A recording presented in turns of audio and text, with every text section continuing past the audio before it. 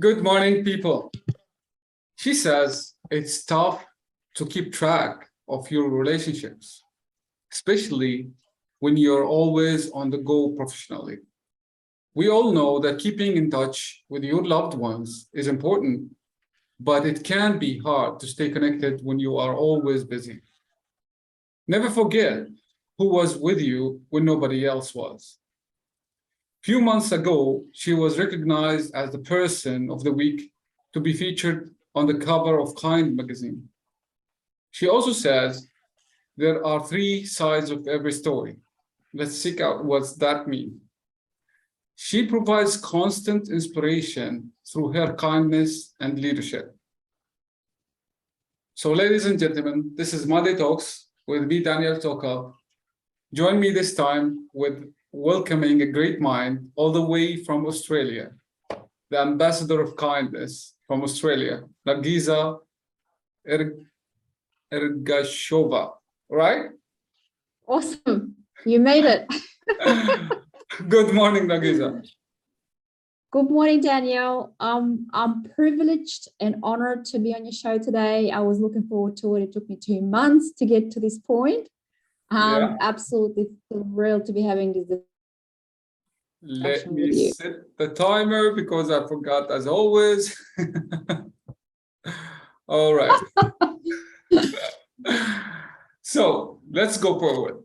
Experienced finance executive with significant achievement in many fields, like in property, mining, resources, chemicals, manufacturing, infrastructure, construction, and even engineering. All these multiple hats, I believe, defines Narghiza, experienced character of Narghiza.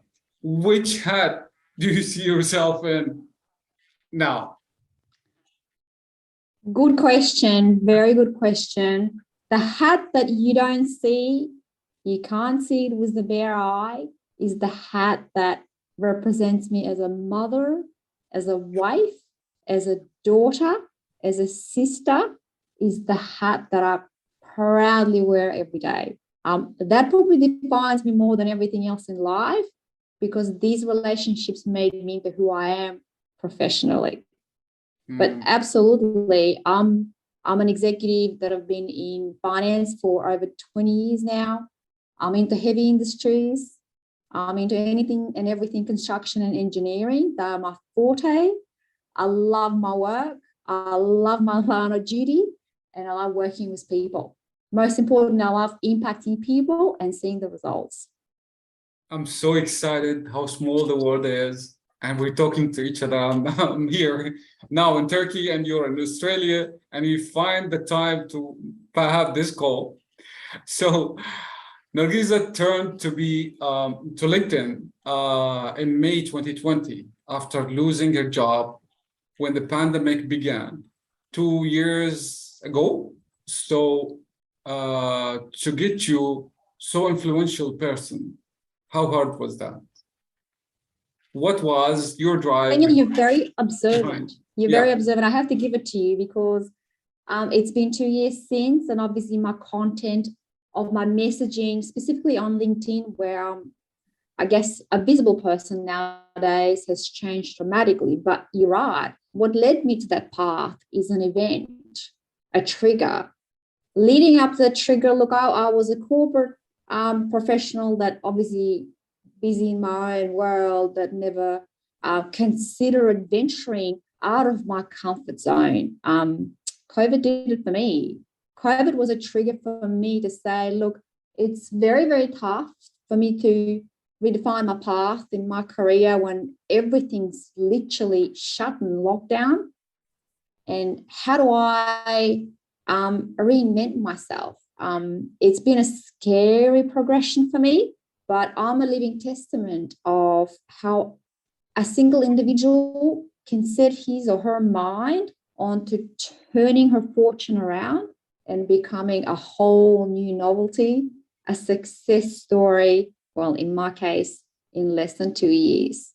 Exactly. That was the limit, like less than 2 years, and you made yourself so much discoverable. to the way that I saw you from Dubai. Thank you. Thank you. Absolutely. I really think this barrier in our head is so cast and set in so many ways because we were brought up a certain way, especially my generation. I'm a typical Gen X, but what also doesn't help is obviously my cultural predisposition. I've come from a very conservative family, an academic dad, a homestay mom, a pretty set path that I needed to go and get a degree in certain occupations. I'm actually triple degree qualified with 2 postgraduate qualifications. I'm probably a little bit too rich on the education side. There's so much work behind it. There's so much work behind it. I can see. Yes, yeah, you become very preset in your mindset in terms of what's right and wrong and what you can and can't. You build those self-limiting beliefs literally on the back of all the education and all the experience you've built without any ability to say, hang on, this is the time to really test the boundaries for me. This is the time to see, have I actually utilized my potential? Have I reached it? Or have I followed someone's vision for me? And that was so limiting because I could be so much more than that. That was COVID for me, a reflection time to say, I've done everything people expected of me.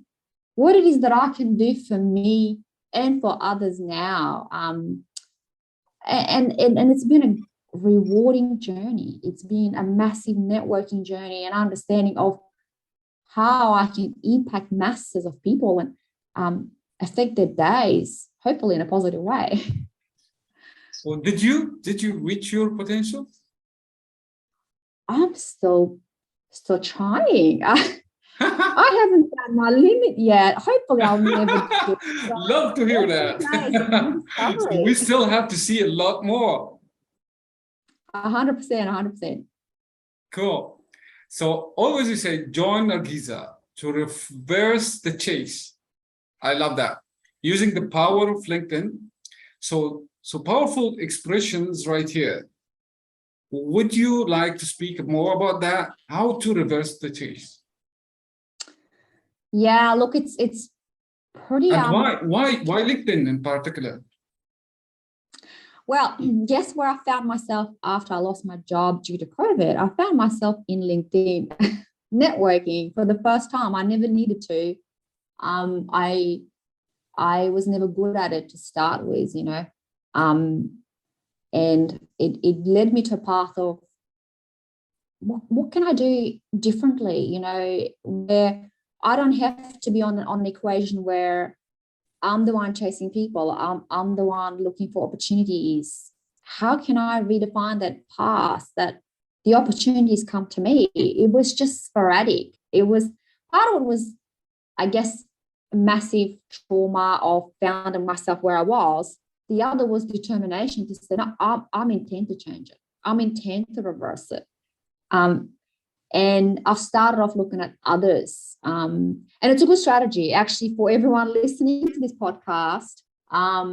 If you're a little like me, where I'm not as good as cultivating a whole new conceptual idea, but I'm good at mimicking it and then taking it to a whole new level. For me, discovering LinkedIn came by actually exploring others' profiles and looking what others did and observing how it all morphed for them, their posts, and the target I put for myself. The target I put for myself was, if they can do it, so can I. Very interesting. You learned from others. This is very smart. Apparently, they do it a lot in sports. They tie you up to someone faster, better, cheaper, and they expect you to supersede that person. There was some lovely thing you have wrote. I've read that you have 7 strategies to get paid for the things you love doing. It's not enough to change passion into full-time career to make money. What do you want to say about that? Can you explain more? It's lovely to be paid for doing what I love to do. Oh, looks like you are. It looks like you found your niche. There's a lot of philosophical thoughts on the subject matter. There's this, thought of school of thought where they say the best job is the job that you've converted, your hobby into your work. It's the job you love that you get paid for. So there's a lot of, I guess, philosophical approaches to it, and countless strategies. I mean, I've outlined 7 yesterday, 5 the day before, but it's that passion, I think it's important you have that, because given, there will be times in your life, in everybody's life, where you have to do what you have to do. But even in a passionate role, there's probably a component of it where you're not excited about. But that component is there to highlight the goodness of everything else you do. It's the necessary evil for you to say, this is what I could have been doing every day. Thank God I'm not. There's this, I guess, a balancing power and effect for you to appreciate what you do and what you love doing. So very, very important to tap into it and harness it. And, part of harnessing it comes with what I call self-mastery. Self-mastery is you getting better at what you do, earning respect and confidence, because the better you are, the more you get recognized, the more incentive you'll have to come back to the office, to talk to people, to influence people. It all starts building from there, because it leads you to a path of becoming an opinion leader, possibly negotiating your pay, potentially a change up and a rank. And it's just natural progression. You just need to be happy within yourself, in your role, with what you do, and have a bit of passion. That's all it takes. Well, every one of us have something love doing, right? But the thing is, like, turning it into get paid out of doing what I love to do is really smart. It's like, okay, I have to think out of the box. I have to believe in myself. I'm just like mentioning those parts of your 7 strategies. But I love the one that Yuni said, promote, promote, promote. That was one of the points. So marketing is the key. What do you mean? It's like I need to keep talking about it on social media, brand myself. What does it mean? Good question. Very, very sensitive one too, because it depends who you ask this question. I'm more humble self-promotion. I don't believe in, over the top, borderline narcissistic promotion of self. It needs to come with a lot of merit, but it needs to be humble. It's important, very important to promote yourself. We're so busy in our days. Often employees find themselves in a position where they need pat on the shoulder they never get, because managers are far too busy to cater for their needs. So these are the times when you come into the room, subtle strategies. I often come into the room and say to someone, I've given myself a pat on the shoulder because I've done that. And it could be minor win, but it's important I've articulated it, because that person registered it. That person walked away with that idea that I've done it, and I was happy, I was fulfilled. And if you do it a few times, that adds up to pretty decent promotion of self, right? Promotion by way of positivity, promotion by not bearing overbearing, promotion by being humble, but also visible and audible for people to remember and register. Different ways, of course, different audiences, but my promotion is a lot subtler, more on a respectful end, where it doesn't have to kind of put someone else down for me to be promoted up. The relationship needs to be considered. The circumstance needs to be considered, because after you promote yourself, you shouldn't leave a bitter taste in someone else's mouth. Let's put it this way. So subtle, very subtle. Cool. Okay. We're almost finished. We all already finished, actually. But I would love. I've got so much more to say. We just started, right? Lovely. One last thing is, like, I always give this before I wrap it up. I give you the mic, and you have my audience. what would you like to say? What would you love to say? Love yourselves. Be kind to yourselves. I think as human species, we're very predisposed to having higher expectations of ourselves than anyone else places on us. Oftentimes we set ourselves to fail because our own expectations on us were way too high, possibly born out of keeping up with the Joneses or success stories we're saturated with. And the saddest thing is that we hear a lot of success stories. Our conversation today is one of them. But we don't hear much about how long and how many failures it took to get to this point, right? I didn't come to this point because I was successful from day dot.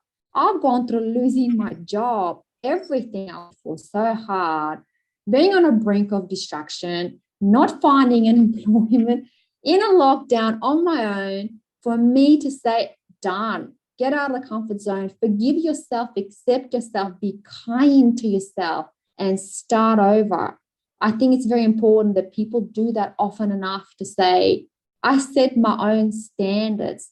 I only compare myself to me the way I was yesterday because no other person is comparable to how I am and who I am. The idea of me comparing myself to someone else is flawed at its fundamental concept. So forgive yourself, accept yourself, love yourself, be kind, and start over.